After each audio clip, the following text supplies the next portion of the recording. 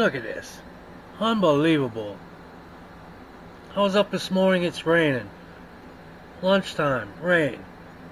It was supposed to clear up last night. Now we got severe thunderstorms, severe thunderstorm, severe thunderstorm until 9 p.m. tonight. That's headed here.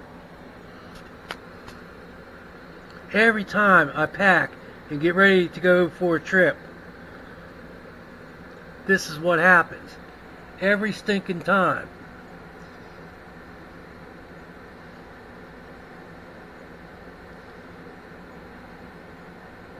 I don't care if it rains once I get to camp, but I'm not traveling in this. Right there's where I live. That's where I'm going.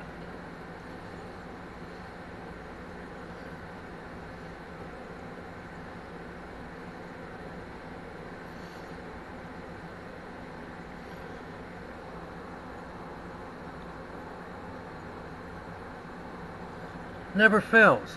It just never fails. Now what can I do?